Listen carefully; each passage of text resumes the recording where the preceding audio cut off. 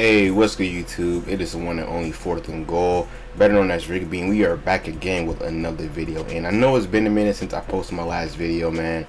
My life has been crazy these last couple weeks, man. First things first, obviously the 4th of July.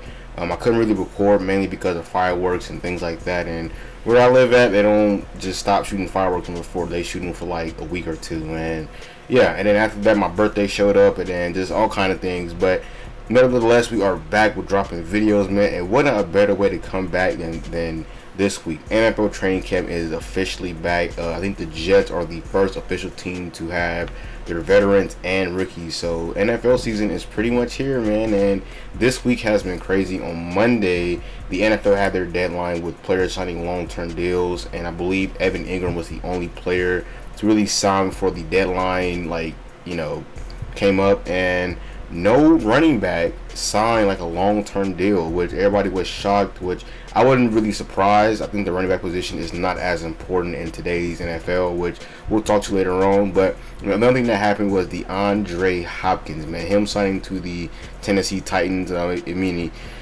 Tennessee Titans, I did say that the Tennessee Titans are not really a competitive team.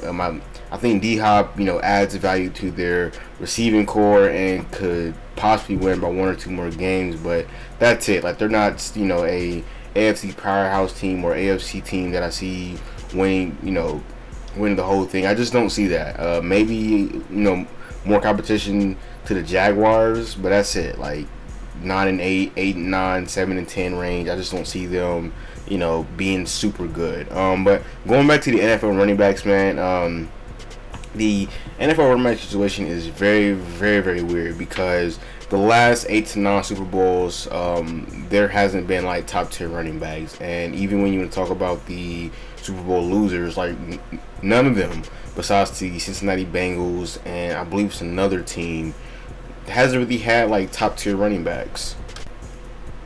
And even with the Bengals, man, they had Joe Mixon back in 2021. Yes, he made a Pro Bowl and he had a really good season, about 1,200 yards. They didn't win because of Joe Mixon. Like, they won obviously because of Joe Burrow's development. They added some more defensive presence and a really good rookie in Jamar Chase. So I don't think Joe Mixon was the reason why they got to that point. I think he was a part of it, but not the main factor. And I think that's where a lot of teams are catching on to now, is that, we really should not be spending tens of millions of dollars on a position that really, it's been proven that they're not going to get it to the next step. And they also play a position to where the offensive line plays a major factor in their success. And also we're in 2023 where the quarterback is now being a threat in the running game. Like, we have a really good trend of quarterbacks getting really good rushing yards. Like, this is probably the most college-oriented NFL that we've seen, like, ever. And you got Josh Allen, Justin Fields, Lamar Jackson, Jalen Hurts, and a couple other guys that are now rushing, high-volume attempts every game now. And I just don't see the running back position being as valuable as it once was 10, 15, 20 years ago at that. And when you look at the numbers, like, even with somebody like the Ravens, Kenyon Drake, this past year, his best running games came from when Lamar Jackson had a high rushing attempt game. And again, it keep the defense on their heels with saying, okay, should we really commit to the running back? Because if we do, Lamar Jackson can take off. But at the same time, if you commit to Lamar Jackson a lot, Kenyon Drake, he's going to take off. And if we have too many players in the box, at some point our DBs or cornerbacks can only do so much in single coverage that, something will open up. And again, we're in a passing league. Guys got 3 or 4 receivers on the field at all times.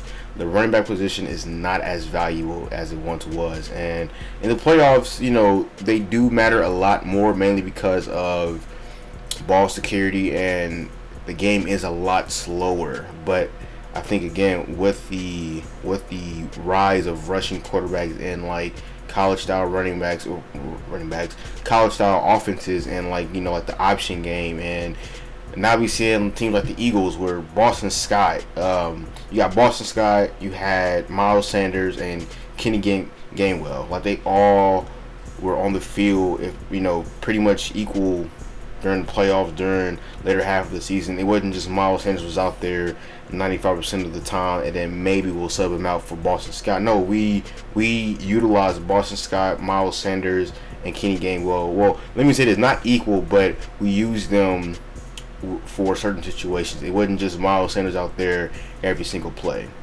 But on the other side, when it comes to your running backs, I want to be very, very fair. I think there is some hope still on that side, and there are two guys that I want to highlight, and one of them being Nick Chubb. Like Nick Chubb, he's pretty much been his best ability. It's not him trucking dudes. It's not him stiff arming, outrunning linebackers, and doing all this. It's actually his availability, and I think that is one of the key factors when these when these teams are evaluating running backs, because they do play the most brutal position in sports, no doubt. They're getting the ball and they're tussling with just big dudes, and they have the highest chance of getting injured each and every game, each and every snap. And Nick Chubb, besides him missing about 4 or 5 games in 2020, because that was just a weird year, and I think he caught the virus, and maybe his injuries, little nicky-nacky injuries, couldn't really be attended to because of the virus and stuff. I think that plays a factor. But in 2021, he only missed 3 games, and besides that, he's played in each and every game in his career. And this past year, like, we've seen him in his prime pretty much, and he made All-Pro second team. I think with him having no injuries, there is some hope that some running backs, they are available each and every year. And guys like Saquon Barkley, he can get hurt at any moment, and the biggest question mark is, can he come back and be that, Saquon Barkley that we all know and love? I think, same thing with Derrick Henry, actually. Derrick Henry, when he comes back from his injury, is he the same Derrick Henry? And at times, sometimes when he comes back, he's like, he's not all the way there. But, at times, he is Derrick Henry. And Nick Chubb, on the other hand, he's never really been injured, nothing really significant. So it's I think there is some hope there. And the second guy that I want to talk on, this is more of a hot take, but Tony Pollard.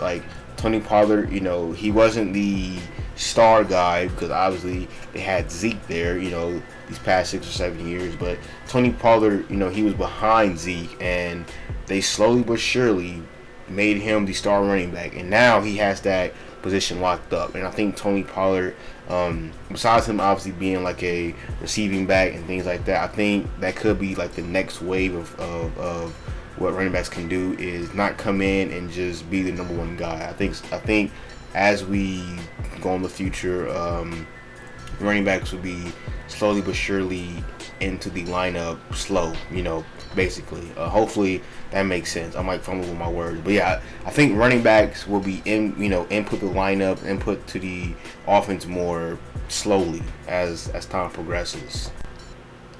Because Tony Pollard, in his first 3 years, he did not crack 800 rushing yards. His first 2 years, he had about 800 rushing yards combined, and then last year he had about 719, and this year he had directly literally 1,000 yards. And again, he's slowly but surely developing. He's getting to the lineup more and more. The Cowboys trusted him and things like that. So he slowly but surely blossomed into the Cowboys' premier running back now. And I'm not saying again he's going to be rushing for 2,000 yards next season, but him not just coming in and being that guy. And again, his availability was also there too. Every season he's played 15 games in 19, 16 games in 20, 15 games in 21, and 16 games in 22. So he's only missed a handful of games. And again, I think that plays a big factor when you have a running back, because if they go down with a major injury, will they come back 100%, 50%, 70%? Because we've seen guys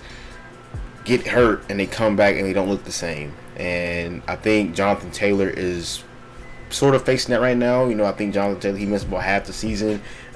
The biggest question mark is, can he come back in year 4 as JT in year 2? Because in year 3 he didn't look like JT, but in year 4 this is going to be his biggest year, just in my opinion. But with all that being said, man, it's going to wrap it up for this video. This is my first video back in a couple weeks, so some of my audio, was a little off, but, it is what it is, man. Talking about the running back situation again. Training camp is here. I'm ready to talk about Eagles football. We finna go crazy. If you like the video, make sure you like, comment, and subscribe. And we are out, man. Peace.